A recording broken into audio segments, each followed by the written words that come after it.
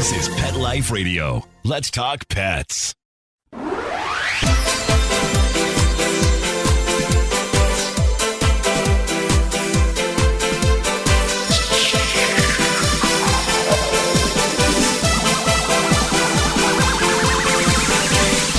Hello, you're listening to The Animal Party on Pet Life Radio, which means you're listening to me, Deb Wolfe. Deb Wolfe Pet Expert on YouTube, Deb Wolfe Pet Expert on Facebook, and Camp Good Dog on Facebook, where we have all kinds of dogs running around and playing, usually.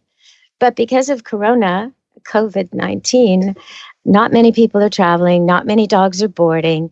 It's pretty quiet around here, and the world has changed a lot.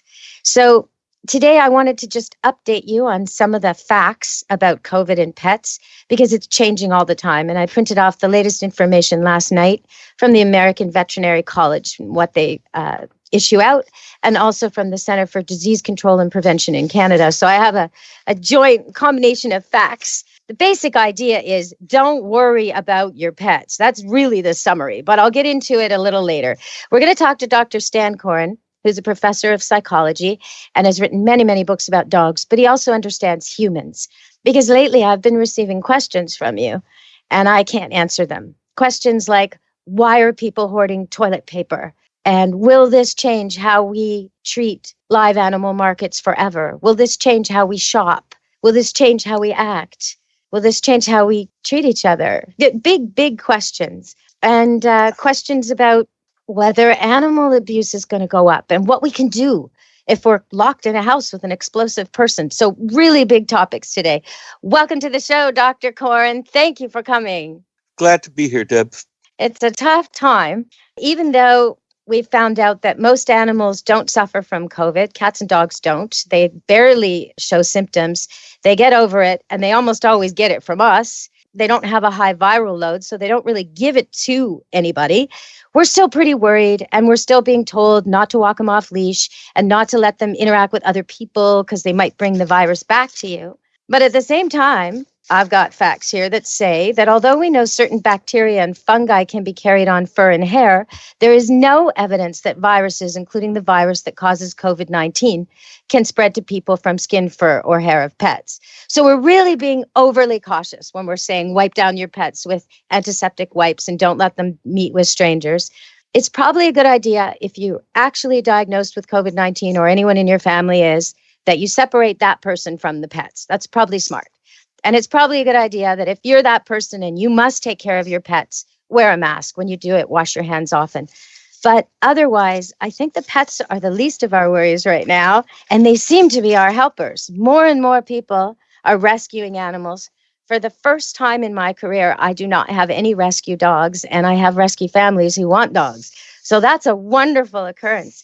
But I want to talk to you about the toilet paper. Let's start with that, Dr. Coren, because that's the question I got. Why are people hoarding, and why toilet paper? Well, people are hoarding everything. Okay, it's not just the toilet paper. I mean, if you look at the supermarket shelves now, you'll find that anything which might be a staple, which could be kept for a long time, flour, yeast, pasta sauce, crackers, that kind of thing, is being hoarded. And it's just simply that people are worried that these things are going to be in short supply. And certainly for food, you always worry about having enough for sustenance. But the thing with toilet paper was actually triggered by a set of alarmist press reports, which said among other symptoms associated with the virus is diarrhea, which turns out not to be as bad a problem as the respiratory stuff. And so all of a sudden people were confronted with this thing which basically said, and the early press reports were, explosive diarrhea and all that kind of a thing. And people said, wow, we're going to be stuck inside with this problem and and nothing to wipe it away. Right? So. Well, though, early on in it, I was having trouble finding toilet paper, and I finally did get some. So I had enough. But then I was in a store and I saw these other people loading their carts with it. And it made me want to go get some. What is that? Well, that's a social phenomena. It's part of social psychology.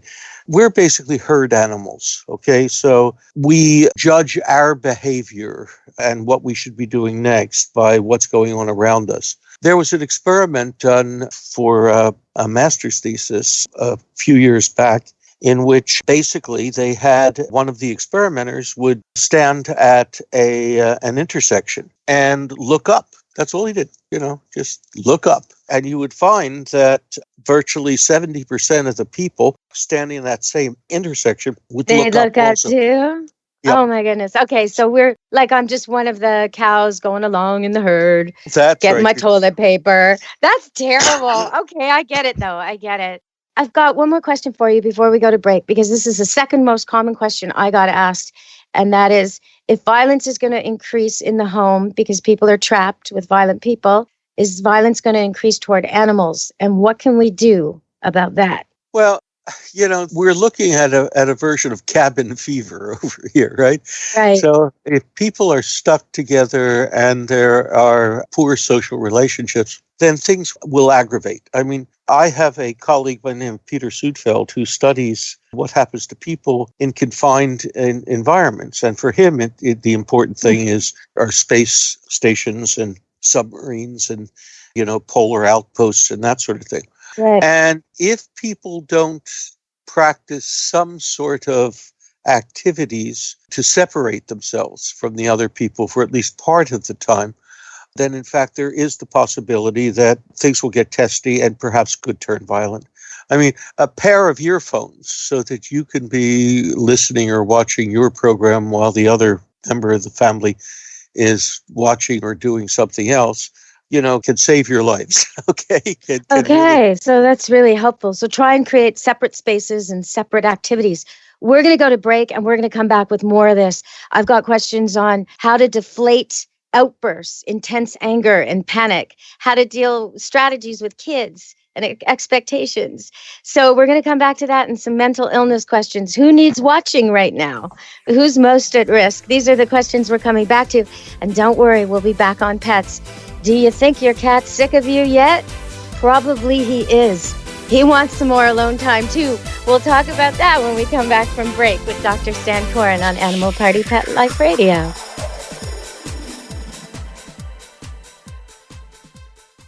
DINOVITE.com. When we put him on the Dynovite, he took right to it. All of these symptoms disappeared. Dynovite is nutrition. If you want the dog to be healthy, you got to feed it something healthy. Something that he actually likes to eat. You need to put him on Dynovite. Dynovite for life. If you love your dog, you don't just want him healthy, you want him to be happy. You won't believe how happy your dog will be. DINOVITE.com.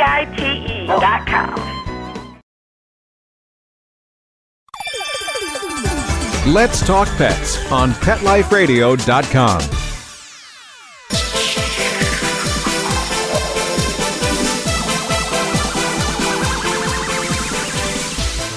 Hello, we're back on Animal Party Pet Life Radio.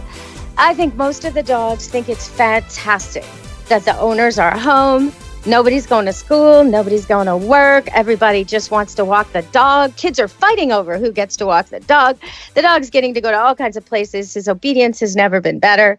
The few dogs that I rescued this spring and readopted, Rocky and Pudding, they must think their new family is just the best. They don't go anywhere. They're always home, right? Now, I know that when this is all over, I'm going to get a lot of training customers because they're going to have separation anxiety when their owners go back to work. So I don't know how to tell you this, but if you can, try and leave the dog alone a little bit every day, if you can, just so he doesn't get used to you being always there. So Dr. Coren, we're back talking to you, and I've got all these questions about how to deflate anger and outbursts and panic in the home that could potentially lead to kids fighting with each other or parents fighting with each other or even animals getting hurt. So what do we do about this when they're just blowing up? Well, the best thing is to find an interruption. I mean, it's really a difficult thing when you're in a really confined space and there's no place to go. And so you have to set up a thing so that, you at least respect the solitude of the other people in the house. And so if things start to get testy, I mean, the normal thing to do is to go walk away, go down to your local pub and drink too much or whatever else. But of course, you can't do that now. So you can still do the walk away thing, but you can, for those of you who are pet owners, you have a real excuse now to turn away from the situation, to go tend to the pet, brush it down or whatever else. There is a wonderful set of studies which come out of the University of Michigan, in which they did brain scans of people who were shown, anxiety-producing stimuli of various sorts, upsetting scenes and that kind of thing.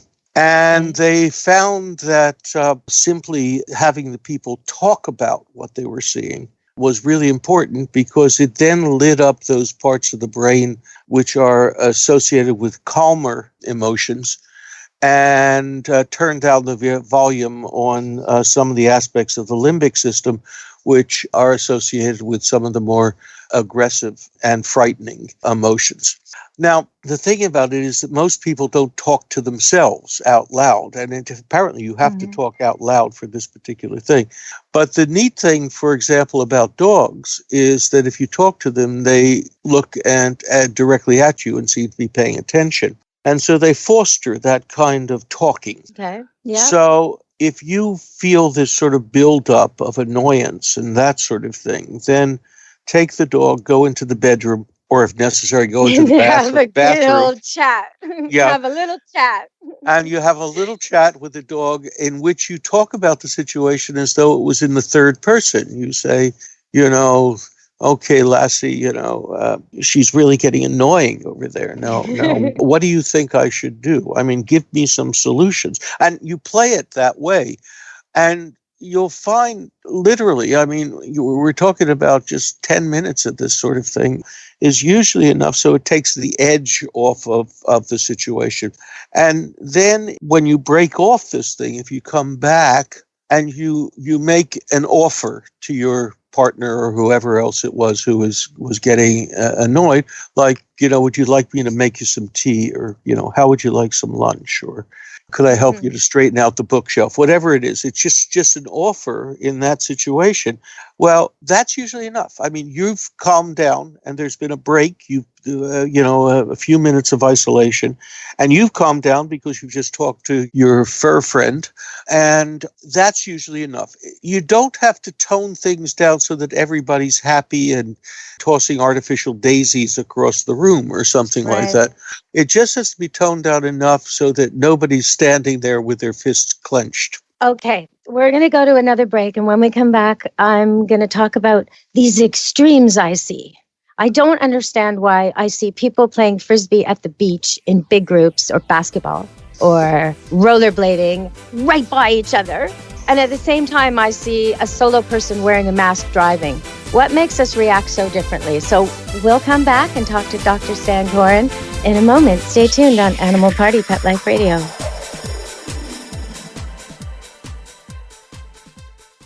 Hey everyone, Michelle Fern here. I have the perfect gift for Mother's Day. I can't visit my mother-in-law as much as I'd like to, and that's why I love the Skylight Frame. It's a touchscreen photo frame that you can email photos to, and they appear in seconds, so my mother-in-law can see the pictures right away. And I have a great savings for you. Just go to skylightframe.com/pet and you'll save $10. That's right, skylightframe.com/pet, PET, and you'll save $10. And get ready to receive sheer happiness thank yous from your recipient, because they will love this.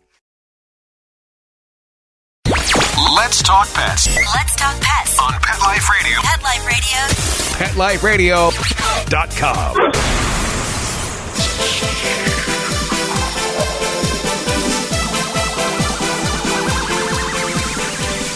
Hello, we're back on Animal Party Pet Life Radio.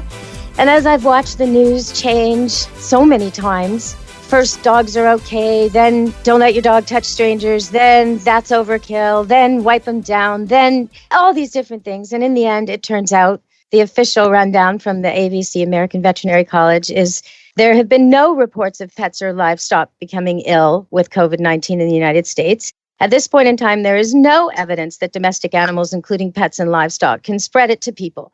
So, okay, take a deep breath, relax a bit, right? So there we have that. But then we have extremes. We have warnings all the time that maybe are half-baked, maybe not. And there's people who are taking them so seriously, wearing their masks, driving around solo, gloved masks, and other people who just seem to be ignoring it completely, like the teenagers I saw at the beach, or the many, many rollerbladers and joggers who would pass so close to each other.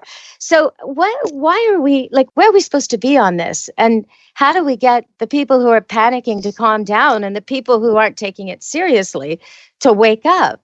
What do we do about this, Dr. Coren?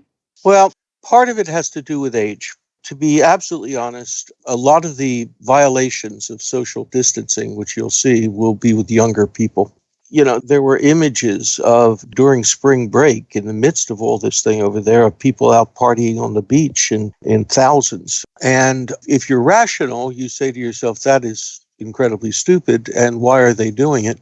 And part of the reason they're doing it is because they're young. And when you're young, you feel basically invulnerable. I mean, that's the reason why, young men and women make the best soldiers, because, they feel invulnerable. They don't feel that anything is going to really hurt them. And that's what's happening here. I mean, it is that brashness which comes with being young. If you're entering middle age, then it will depend on whether or not you have a family. If you have a family, kids and a spouse at home, then it's a different thing. Then you're going to be more cautious. But if you don't, then you still carry over some of that sense of invulnerability and a lack of responsibility. You'll find that some of the individuals who are most cautious are going to be older individuals. And in part because the fear of God has been put into them by their physicians. I mean, for example, I'm 77. I'm 77 years old, and I've got a compromised immune system. I have COPD, which is one of the reasons why you sometimes hear me coughing. It has nothing to do with virus. It has to do with pre-existing conditions. And, my tiny perfect doctor took me off the streets 3.5 weeks ago and basically said, you stay in your house until I sound the all clear. And if I hear that you've been out on the sidewalk, I'm going to fire you as a patient. Well, I mean, I'm going to be careful, right? Well, you're now living like a house cat. You're a house cat. You can't go out. That's pretty much the way, except not a true house cat because my dogs don't chase me. But okay. I let my cats have outdoor freedom because I just couldn't bear it myself to never be allowed out. It just sounds so awful to me. I don't know how people are handling this. Well, I go out all the time. I have 5 acres. I wander around. It's great. But if I was in an apartment and I could only go on the balcony and oh my goodness, cabin fever would really hit me because I'm used to running around on the farm. Well, for me as an author, writing is a fairly solitary thing. You probably remember from when you wrote your book. I mean, you are chained to the keyboard. And for me, of course, most of my writing includes things about the latest scientific research. So I get to sit out on the porch with my dogs. Well, that's nice. With my dogs swirling around my feet and annoying pedestrians as they walk by as a little bit of an outside break. But, I'm used to having, to getting up in the morning. Solitude, And by 6:30 or 7 a.m., the shackles have already been put on and I am chained to my keyboard until lunchtime.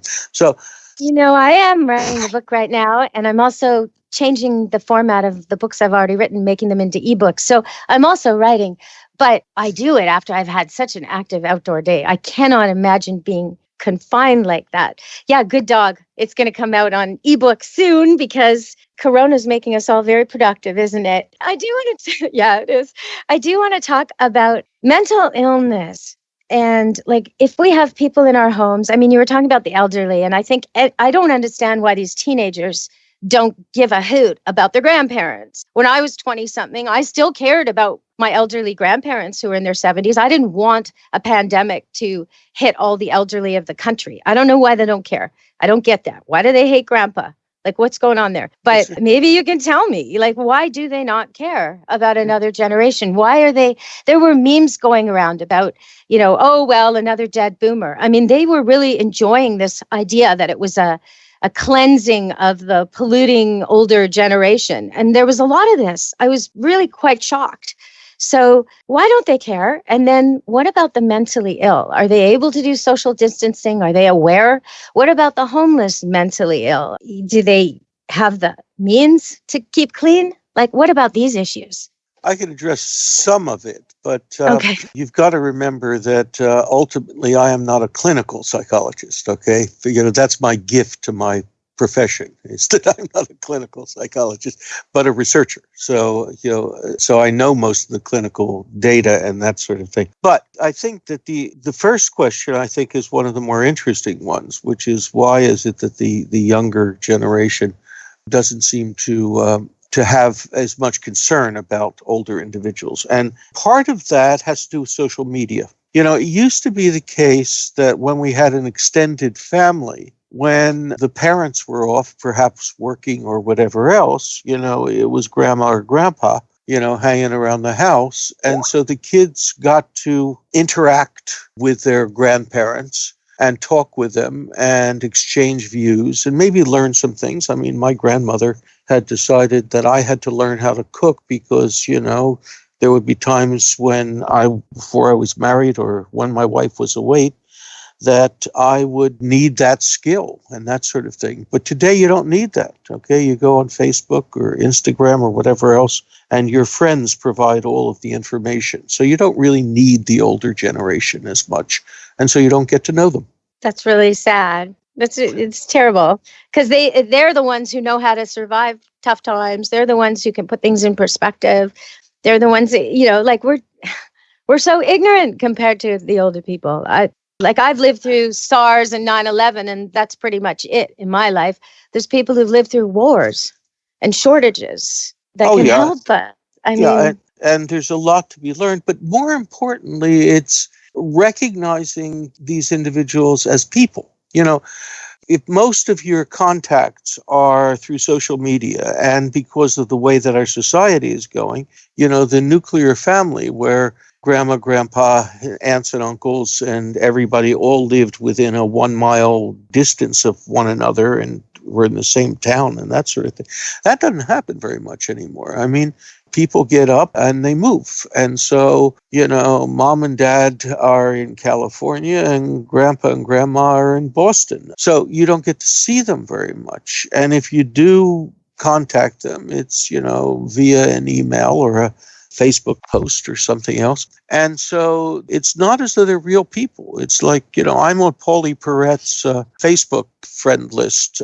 And, so I get all of the postings of what's going on in her life. But, it's not as though it's a real person. Maybe this is something we can do. We can set our grandparents and the older people in Skype and Zoom. I did a Seder a couple of nights ago with my family where we had one family in one house, me and my daughter in another, my mom and her partner in the house. Even though my mom doesn't love social media, she's in her 80s, she loved this. She loves seeing her grandkids and seeing us singing and participating. And so, hook them up, right? Buy a tablet for your grandma. Hook them up. They'll appreciate this. I'm sure they will. Okay. That's a good way to end the show, actually, because it's positive. Connect with your grandmother. And if you're having trouble making a recipe or something like that, you're having trouble building something, you're working on something, you millennials and Gen Zs and whoever else you are, and you get stuck, instead of going to YouTube, Skype your grandma or your grandpa, ask them how to finish the task. They'll be able to help you, maybe even save you some money, and you won't have to listen to 80 ads and go through all the misdirection of the internet. Okay, and you'll make them feel so good to help you.